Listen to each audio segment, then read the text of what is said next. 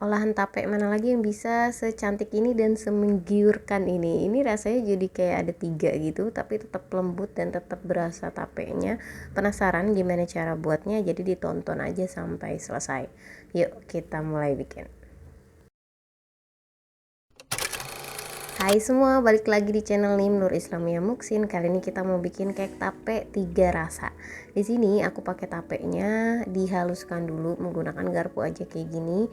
Tape yang lembut, tape yang udah matang banget sama tape yang manis itu bisa nentuin cake-nya jadi lebih enak. Lalu kemudian tambahkan dengan kental manis, kira-kira cuma 2 sendok makan aja. Lalu kemudian diaduk rata lagi sampai dia lebih lembut aja.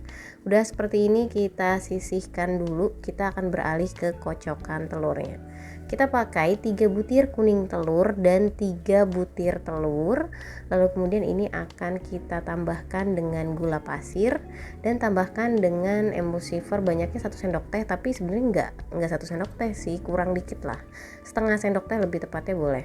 Lalu kemudian ini akan dimix sampai dia kental, nanti dia mengembang, warnanya jadi lebih putih, terus nanti jatuhnya akan lebih berjejak.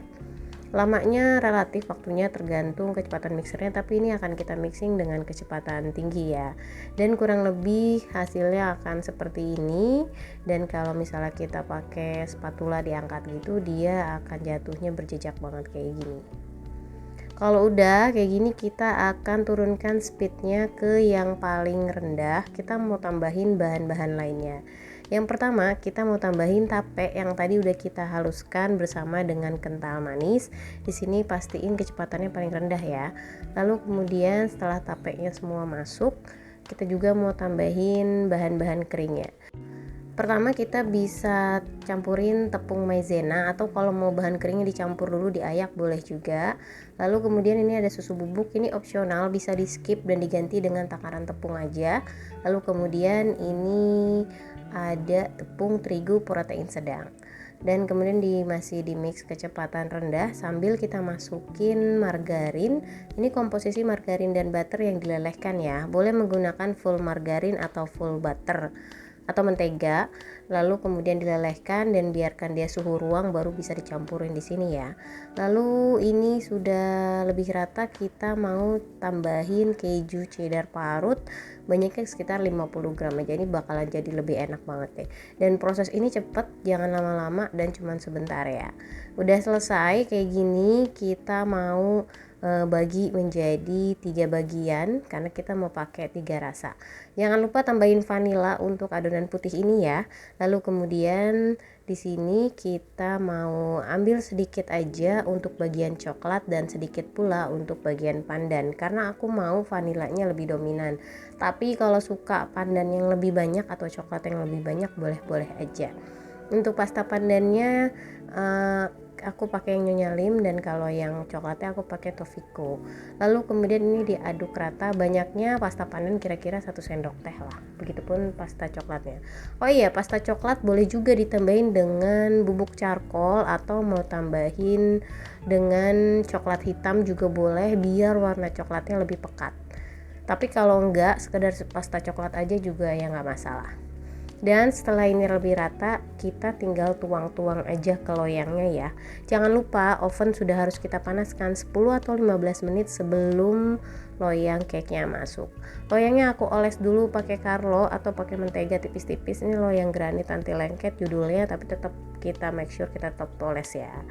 Dan ini kita tuang sedikit-sedikit kayak gini, selang-seling aja sesuai dengan kreativitas aja, nggak harus gimana-gimana, nggak ada rumusannya. Sampai selesai, sampai habis semua nggak bersisa, baru kemudian kita hentakkan beberapa kali dan siap untuk kita panggang. Aku mau panggang dengan teknik cake tidak berkulit. Jadi kualasi loyang cake-nya dengan 2 loyang lagi di bawahnya dipanggang dengan api atas bawah di rak paling bawah. Yang pertama suhu 150 derajat 15 menit aja. Kedua suhu diturunkan 140 derajat 15 menit, dan terakhir 25 menit di suhu 130 derajat atau sesuaikan dengan oven masing-masing. Kemudian ini sudah matang dan sudah adem, baru kita balikan dan ini dia hasilnya. dia harusnya lebih sesuai dengan loyang ukuran 20 ya, atau 22 cm. Tapi ini saya pakai loyang 24, jadi cake-nya lebih pendek tentunya. Dan ini dia nih hasilnya, bagian dalamnya ini tuh lembut banget dan cita rasanya jadi beda banget karena ada 3 rasa berbeda dalam satu gigitan. Ada pandan, ada coklat, dan ada vanila. Jadi menikmati cake tape nggak gitu-gitu aja gitu, jadi berasa spesial. Ini bisa banget loh dibikin buat sajian takjil atau menyambut tamu spesial, atau sekedar buat nantinya merayakan hari-hari spesial, boleh juga. Jadi dicoba di rumah ya. Boleh tulis di kolom komentar yang punya ide variasi olahan tape apa lagi. Siapa tahu kapan-kapan kita coba bikin di sini. Thank you for watching, thank you for subscribe. Bye bye.